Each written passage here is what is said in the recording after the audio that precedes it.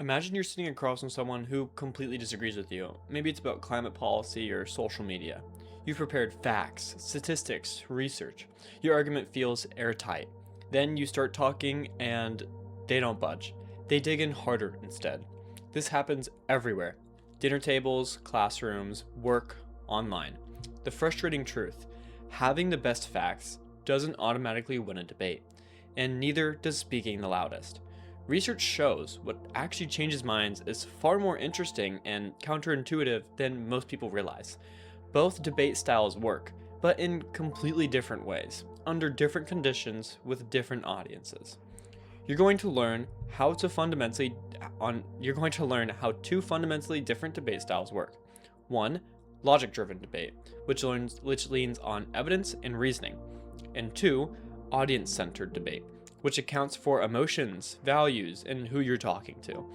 You'll understand the mechanisms behind each one, see where each one is best at, and figure out which one makes sense for your situation.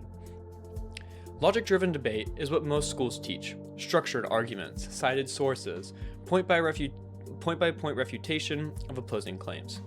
How it works. First, you state a claim, you support it with evidence, and explain how that evidence proves you right. But here's a critical part most people miss. You don't just present your side. You actively dismantle the other side's arguments by pointing out factual errors or logical flaws. This creates a good and powerful effect. When you present your argument, you control the narrative. When you also refute opposing arguments, you do something psychologically important. You don't leave the audience wondering what the other side might say. You've already answered it. Research found that messages presenting both sides and refuting the opposition are most effective, followed by single argument messages. Acknowledging the other side and then dismantling it beats just stating your piece. Its strengths. For logic-driven debate, it works best when your audience can process detailed information and wants to find the truth. Students in debate programs improve measurably.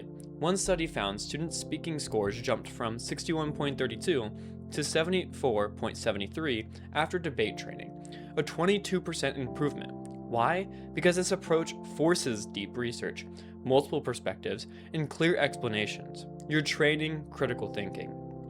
When you cite sources and dismantle the strongest opposing arguments with evidence, observers notice. You look credible and honest, someone worth listening to. Now, its limitations. Facts alone don't persuade most people. If someone is emotionally invested in their belief, your logic might bounce right off of them. There's also the backfire effect. When people feel challenged on something they care about, they often dig in harder instead of reconsidering. Logic-driven debate also assumes shared ground, that both sides agree on credible sources and logical rules. In polarized environments, that's often not true. Audience-centered debate focuses on the person you're talking to, their values, concerns, what they care about, and creating a genuine dialogue rather than just trading arguments. How it works. First, you start by listening. You ask questions to understand their actual position, not the straw man version, but their real reasoning. You acknowledge the legitimate concerns behind their stance. Then you introduce your position in a way that connects to what they've said matters. This creates a psychological shift. Instead of feeling attacked, they feel heard. Research shows active listening and empathy, not agreement, just acknowledgement, lowers defensiveness. Once their guard is down, they can actually reconsider their position. The most striking evidence comes from recent AI research. When an AI had access to personal information about participants, their values, and beliefs, it was dramatically more persuasive. Personalized opponents increased their odds of swaying opinions by 81.2% compared to standard debates. The AI wasn't using fancier logic, it was using the same information as humans, but tailoring arguments to specific concerns won the debate. The strengths of this style: excels in real-world conversations, policy dialogues, and scenarios where you actually need minds changed. It works well because humans aren't purely rational. We're emotional and have values. We distrust people who don't acknowledge our concerns. Debate participation increases critical thinking, collaboration, and communication skills. Those benefits come from considering multiple perspectives and adjusting your approach. Audience-centered debate also builds intellectual humility. You engage seriously with opposing viewpoints and come away with a more nuanced understanding. Limitations. It requires genuine engagement and takes more time. You can't just script talking points. In competitive settings with strict time limits, this is not practical. There's also a risk. If you validate concerns too thoroughly without clearly presenting your own position, observers might think you've agreed when you haven't. You've built trust, but haven't won the debate. Additionally, this approach requires good faith from both sides. If the other person wants to win or manipulate, your openness gets exploited. So, which is more defective? It entirely depends on what you're trying to accomplish. Now, for logic-driven, it is best for formal competitions and factual claims. For audience-centered, it's best for real-world persuasion and value disputes. Logic-driven, its key mechanisms are evidence and systematic refutation. Audience-centered, personalization and dialogue. Logic-driven works best when the audience can process details. Audience-centered works best when the audience feels heard and respected. Logic-driven has a backfire risk high on identity topics, while audience-centered has a lower backfire risk.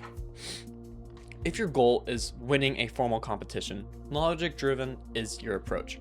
Judges reward evidence quality, logical structure, and refutation. You'll research more effectively and beat opponents systematically. If your goal is actually changing someone's mind, audience-centered works better. Studies on online debates found that genuine back-and-forth exchanges predicted persuasion better than single arguments. You're building a relationship, you're showing respect, you're creating conditions where someone can change their mind without feeling foolish. For factual claims, logic-driven wins. Did the Earth warm by 1.1 degrees? Or do vaccines prevent disease?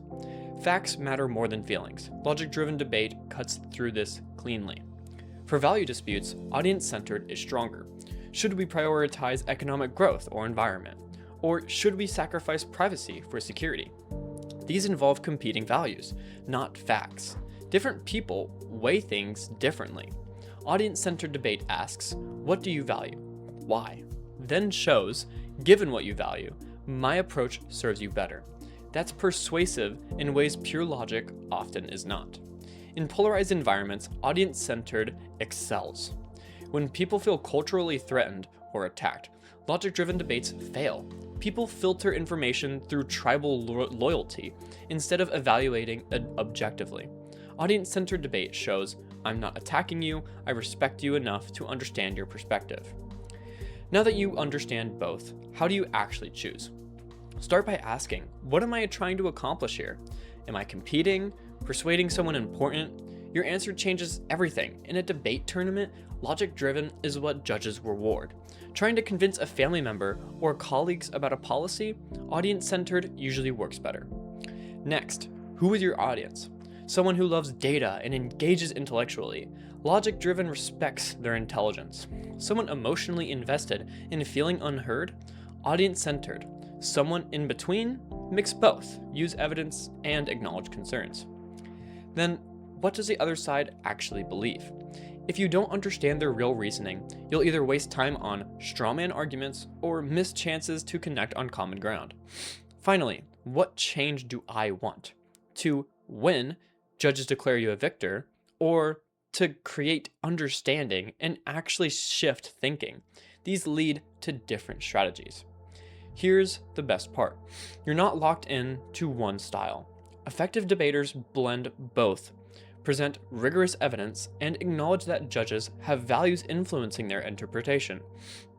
Lead with evidence on factual topics, but root arguments in audience values so they care about the evidence. Ask questions like Socratic debate, but back claims with sources like logic-driven debate demands. You can make conscious choices about which style to use, when, and why. Debate is a tool. Different tools do different jobs. Knowing which tool to pick and when separates people who win arguments from people who actually change minds. More importantly, it separates people who think clearly about complex issues from people who just perform confidence.